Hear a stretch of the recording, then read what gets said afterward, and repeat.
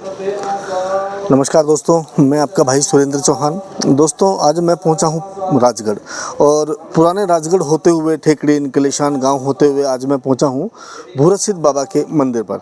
दोस्तों, मैं एक बात बताना चाहूँगा कि अलवर ज़िले की सबसे ऊंची पहाड़ियों की चोटी पर भूरसिद्ध बाबा का जो मंदिर है वो स्थित है।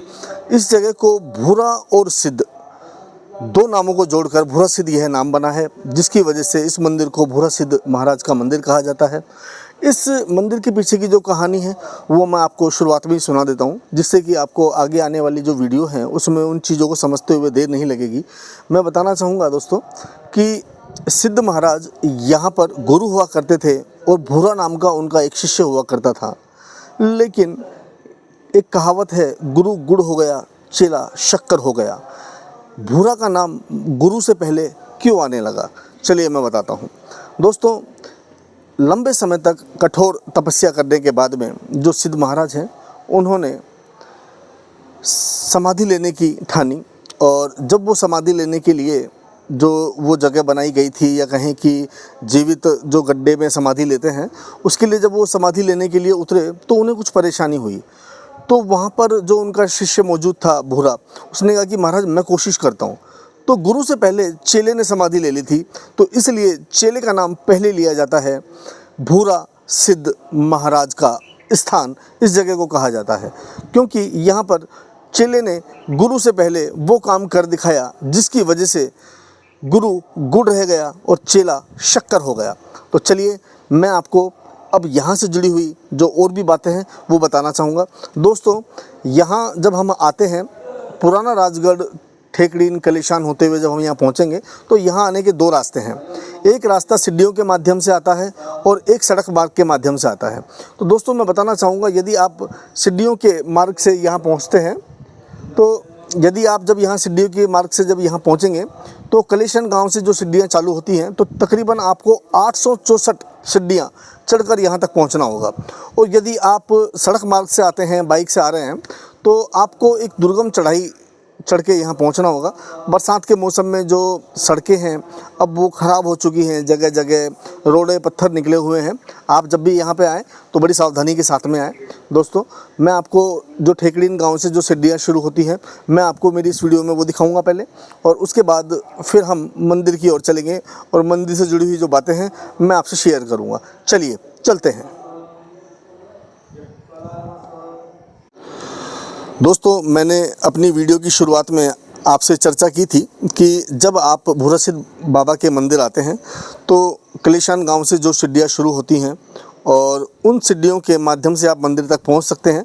तो वो सीढ़ियाँ यहाँ इस तरीके से कुछ दिखाई देती हैं, और ये सीढ़ियाँ यहाँ मंदिर प्रांगण पर आने के बाद समाप्त हो जाती हैं। लेकिन आपको मंदिर प्रांगण तक पहुँचते पहुँचते तकरीबन 864 सीढ़ियाँ चढ़नी होंगी।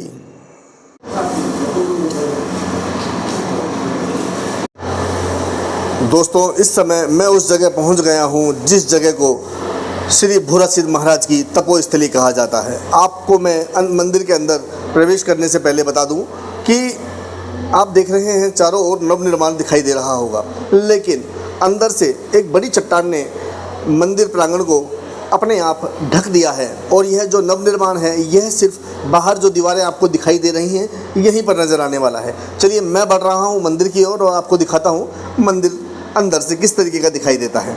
चलिए हम बढ़ रहे हैं मंदिर की ओर। जय हो भूरसिद्ध महाराज की। दोस्तों, ये है भूरसिद्ध महाराज की तपोस्थली जहाँ पर भूरसिद्ध महाराज तप किया करते थे। मैं आपको बताना चाहूँगा दोस्तों, यहाँ यह जो आप लाल चोला देख रहे हैं यही भूरसिद्ध महाराज हैं, और यहाँ पर भूरसिद्ध महाराज की किसी भी प्रकार की कोई मूर्ति यहाँ मौजूद नहीं है। लेकिन यह जो आप देख रहे हैं लाल रंग का चोला जो यहाँ चढ़ा हुआ है यही सिद्ध महाराज बताए जाते हैं।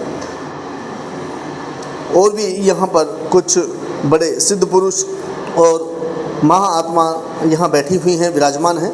लेकिन यहाँ से जुड़ी एक रोचक बात मैं आपको बताना चाहूँगा। दोस्तों, सामने आप देख रहे होंगे यह एक कातले से कुछ ढका हुआ आपको नज़र आ रहा होगा। दोस्तों, मैं बताना चाहूँगा यहाँ पर एक गुफा मौजूद थी किसी समय में, और आज भी मौजूद है, लेकिन उस गुफा को ढक दिया गया है।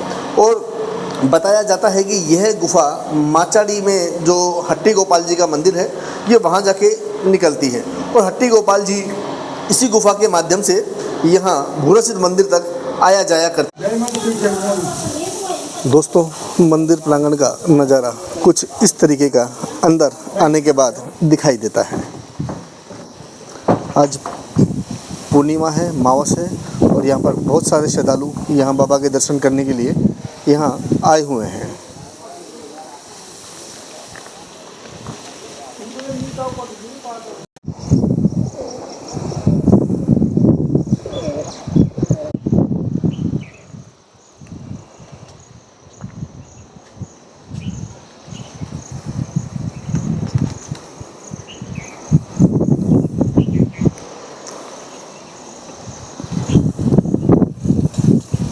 दोस्तों, ये हैं भोरा जी और ये साथ में बैठे हैं सिद्ध महाराज।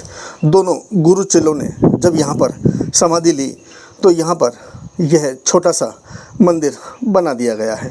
अभी आपने मेरी इस वीडियो में देखा होगा, जो मैंने आपको दिखाया वो सिद्ध महाराज की तपोस्थली थी, और यह वो जगह है जहाँ पर भोरा सिद्ध महाराज ने समाधि ली थी। हम इस जगह को समाधि स्थल कह सकते हैं। दोस्तों, मैं आपको भोरा और सिद्ध महाराज के जो पैरों के निशान हैं वो यहाँ पर आज भी बने हुए हैं, जिनको हम पगले कहते हैं। यहीं पर मंदिर कमेटी से जुड़े हुए लोगों की मान्यता है, एक कमरा छोटा सा और बना हुआ है, जिसके लिए कहा जाता है कि यह सिद्ध महाराज के आराम करने के लिए एक कमरा बनाया गया है। और यहाँ देख सकते हैं एक तख्त बिछा हुआ है, और जिस पर प्रसाद के रूप में कुछ चीज़ें रखी हुई हैं, बताशे, बर्फ़ी, पुए, और सिद्ध महाराज का यहाँ पर बिस्तर लगा हुआ है। पुरानी मान्यता है कि सिद्ध महाराज यहाँ पर आराम करने के लिए कुछ देर के लिए आते हैं।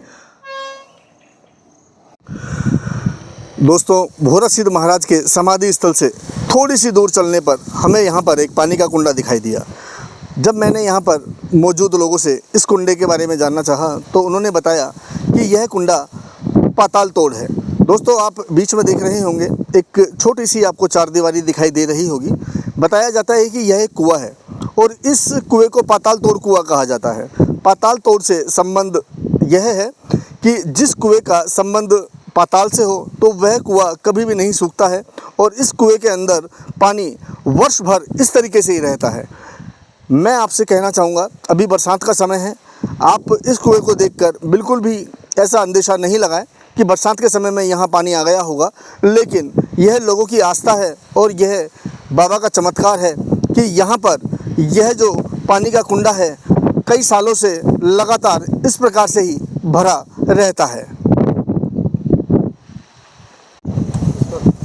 हेलो दोस्तों, वाकई यहाँ का मौसम बहुत ही खुशनुमा है। हवा चल रही है, आप देख रहे होंगे पीछे पेड़ कितनी ज़ोर ज़ोर से हिल रहे हैं। और दोस्तों, अच्छा, मेरी आज की वीडियो आपको कैसी लगी प्लीज़ मुझे कमेंट बॉक्स में कमेंट करके ज़रूर बताएं। और मैं आपसे एक अपील और करना चाहूँगा कि मेरा वीडियो बनाने का जो मोटिव है वह यही होता है कि हमारे जो धार्मिक स्थल हैं, हमारे जो मंदिर हैं, यह अधिक से अधिक प्रमोट हो सकें। और जब हम लोग हमारे धार्मिक स्थलों को, हमारे मंदिरों को अधिक से अधिक प्रमोट करेंगे तो यहाँ पर टूरिज़्म बढ़ेगा, यहाँ पर लोग आएंगे अधिक से अधिक, और हमारे जो यहाँ धार्मिक स्थल हैं इनकी महिमा दूर दराज तक फैलेगी। तो दोस्तों, यह ड्यूटी मेरी अकेले की नहीं है, यह जिम्मेदारी आपकी भी बनती है। तो आप मेरा यह जो वीडियो है इसको अधिक से अधिक शेयर करें, जिससे कि बाबा की जो महिमा है इसका अधिक से अधिक गुणगान किया जा सके। मैं आपका भाई सुरेंद्र चौहान इजाज़त चाहता हूँ। मिलता हूँ आपसे अपनी अगली वीडियो के साथ में। जय हिंद, जय भारत।